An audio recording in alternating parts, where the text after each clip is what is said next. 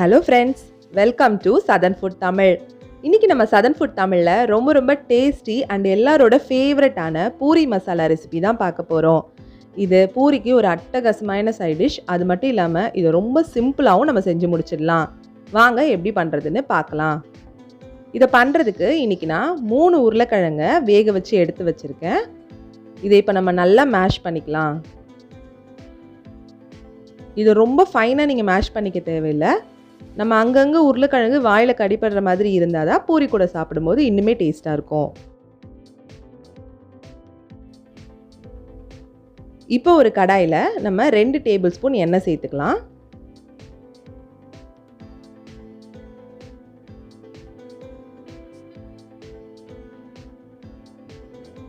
எண்ணெய் சூடானதும் 1 டீஸ்பூன் கடுகு, 1/2 டீஸ்பூன் சீரகம், 1/2 டீஸ்பூன் உளுந்து, கூடவே 2 டீஸ்பூன் கடலைப்பருப்பும் சேர்த்துக்கோங்க. இந்த கடலைப்பருப்பு கரிஞ்சிடாம பார்த்துக்கோங்க, லோ ஃப்ளேமில் வச்சுக்கோங்க.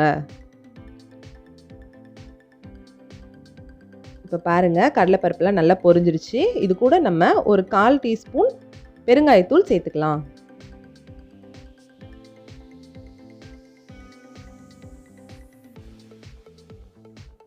இப்போ இதில் ஒரு 4 பச்சை மிளகாவை கீறி சேர்த்துருக்கேன். உங்கள் காரத்துக்கு ஏற்ற மாதிரி பச்சை மிளகாவோட அளவை கூட்டவோ குறைக்கவோ செஞ்சுக்கலாம்.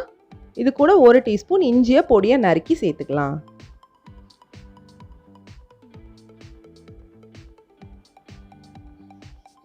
நம்ம 2 வெங்காயத்தை நீல வாக்கில் கட் பண்ணி வச்சுருக்கேன். கூடவே கொஞ்சமாக கறிவேப்பிலையும் சேர்த்துக்கலாம். இப்போ வெங்காயத்தை நல்லா வதக்கிக்கலாம்.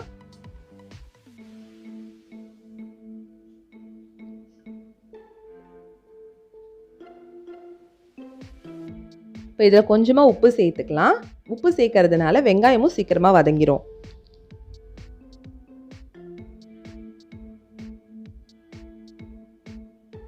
இப்போ இது கூட ஒரு 1/2 டீஸ்பூன் மஞ்சள் தூள் சேர்த்துக்கலாம். நல்லா வதக்கி விட்டுருங்க. மஞ்சள் தூளோட பச்சை வாசனையெல்லாம் போகணும். இப்போ பாருங்கள், வெங்காயமும் நல்லா வதங்கிருச்சு, மஞ்சள் தூளோட பச்சை வாசனையும் போயிடுச்சு. இந்த ஸ்டேஜில் நம்ம மசிச்சு வச்சுருக்க உருளைக்கிழங்கு உள்ளே சேர்த்துக்கலாம்.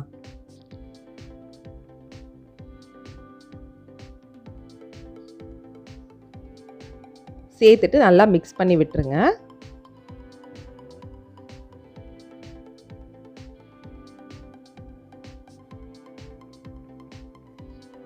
இப்போ நம்ம இதில் 1 கப் தண்ணி சேர்த்துக்கலாம்.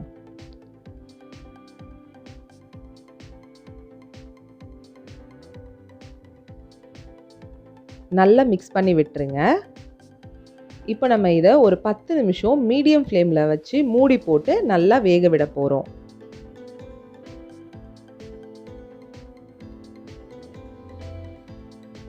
இப்போ பாருங்கள், 10 நிமிஷம் ஆயிடுச்சு. தண்ணியெல்லாம் நல்லா வத்திடுச்சு. பூரி மசாலாவும் சூப்பராக ரெடி ஆயிடுச்சு.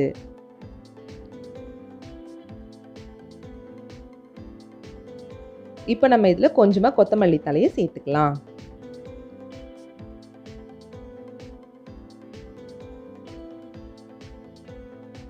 பாருங்கள், நம்மளோட பூரி மசாலா சூப்பராக ரெடி ஆயிடுச்சு. இது கூட புசு புசுன்னு பூரியும் சுட்டு வச்சுட்டு சாப்பிட்டா அவ்வளோ டேஸ்டியாக இருக்கும். இதை கண்டிப்பாக உங்கள் வீட்டில் ட்ரை பண்ணி பார்த்துட்டு எப்படி இருந்ததுன்னு உங்களோட ஃபீட்பேக்கை கமெண்ட் செக்ஷனில் பதிவிடுங்க. இந்த வீடியோ உங்களுக்கு பிடிச்சிருந்ததுன்னா லைக் பண்ணுங்கள், ஷேர் பண்ணுங்கள். நம்ம சேனலை ஃபர்ஸ்ட் டைம் பார்க்குற ஃப்ரெண்ட்ஸாக இருந்தீங்கன்னா நம்ம சேனலுக்கு சப்ஸ்கிரைப் பண்ணிவிட்டு பக்கத்தில் இருக்க பெல் ஐக்கானை கிளிக் பண்ணிக்கோங்க. அப்போ தான் நான் போடுற வீடியோட நோட்டிஃபிகேஷன் உங்களுக்கு உடனே வரும். தேங்க்ஸ் ஃபார் வாட்சிங்.